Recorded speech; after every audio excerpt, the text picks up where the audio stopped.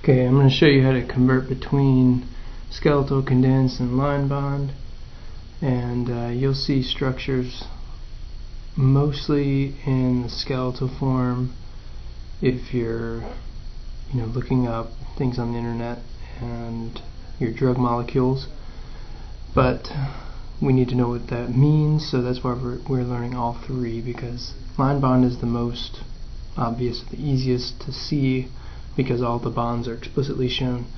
Condensed is kind of one step below that, and the skeletal is sort of the easiest way to draw things and the laziest way in terms of eliminating all of the hydrogen bonds and other things, and not showing the carbons and such. So let's convert between these. Skeletal, here we see we have two alcohols, we have an amine, we have a ketone, and then this is just kind of the terminal carbon on the end. And I didn't necessarily have to draw this out on the skeletal. I could have left it as just a line, and then you would have had to assume that that was a CH3 on the end, like over here. This is a CH3 group over here. You don't have to show the ends. I did in this case, just because sometimes you'll see it drawn that way. So to draw the condensed, remember we are going to actually draw out all the carbons, but not necessarily draw out all of the hydrogen bonds to the carbon. So start with H3C, and the reason why I do H3C is because this carbon here is actually bonded to the next carbon. It's not the hydrogens that are bonded. So that's why it's H3C, because I want to show that these two carbons are next to each other. And I'm going to draw these two OHs, and actually there's no H here, so I'm just going to white that out. Sort of got ahead of myself already.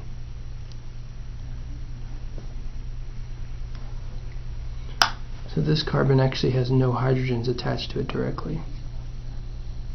The next one does, though. Next one is going to be CH2, and then a CH, and then NH2 up here. And then the next one over is a ketone. You could draw this down or up. I'm just trying to, it doesn't matter whether the NH2 is up or the CO is down, even though that's the way it's drawn here. It doesn't matter. It's just to make it easier to read. I'm drawing this one up and this one down, so it doesn't get too cluttered. And then this last CH3 here. Okay. And you want to again make sure that every carbon has 4 bonds. That'll be easier to see with the line bond. So we'll do the line bond here. Remember the line bond, we're actually drawing out all of the bonds. So each carbon needs to have 4 bonds. I'm just going to draw out my carbons like this to start with.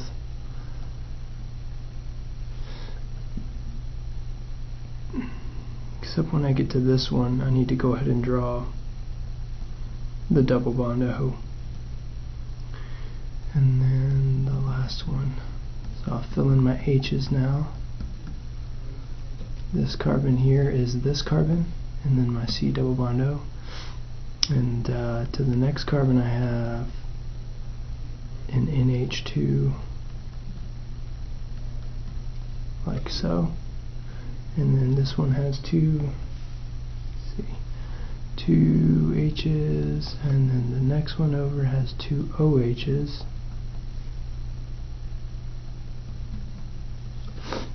And then this one on the end has 3 hydrogens.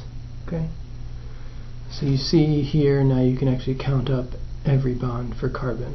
And also make sure that oxygen has 2 bonds, and that hydrogen only has 1 bond, and nitrogen has 3 bonds. Okay, so that's the first one. Now for the second one, I'm actually going to start with the condensed and then go back to skeletal and then go to line bond. I'll do the line bond first.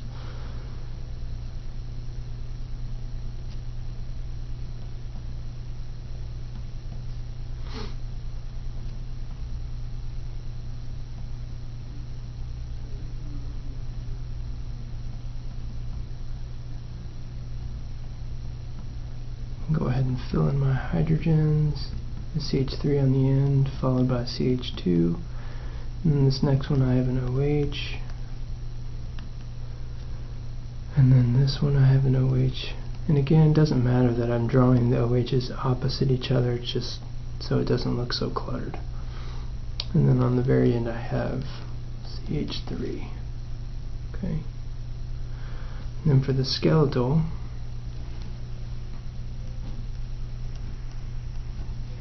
start by doing that. Go down to my next carbon. I know I have an OH coming off of that. Up to my next carbon, which has an OH coming off of it.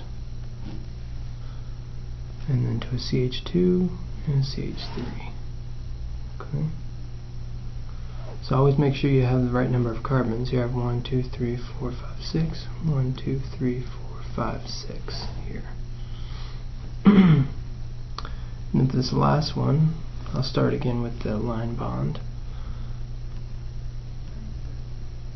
So here, remember, I've got parentheses CH2 times 3. So I've got three CH2s that are sandwiched between these other two groups. So I'll draw out my 3 C's. Each one of them has 2 hydrogens and 3 on the end. And then my next one, of course, is a C double bond O, and then I'll draw that out to another oxygen. This is an ester group here. Then another CH2, followed by another CH2, and then an NH2.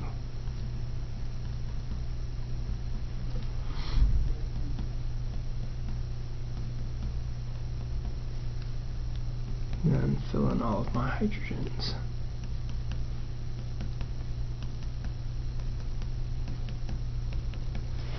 And here I want to make sure I have the right number of carbons. I have 1 and 3 in here. So I got 4, 5, 6, 7. 1, 2, 3, 4, 5, 6, 7. 2 oxygens, 1, 2, and then 1 nitrogen right here. And to draw the skeletal of this one, I've got 1, 2, 3, 4 carbons. Now I've drawn all of my CH2s and my terminal, or my CH3 on the end. And then I'm going to follow that by, so there's 1, 2, 3, so the next carbon, my number 4 carbon, or sorry, my number 5 carbon, here is going to be the one that has the double bond. Let me just do that one more time. We've got a CH3 here, 1 CH2, 2 CH2, 3 CH2s, and then this is my 5th carbon from the left. This has an O. This is an ester group right here. And then I have 2 more CH2s, so there's 1, 2, and then my last group here is an NH2, which you can draw like that.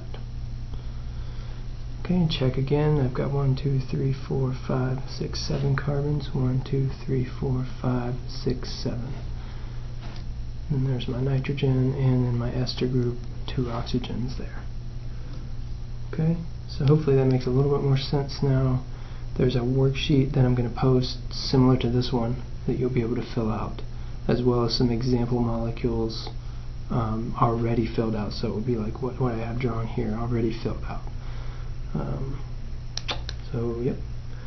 See you in class.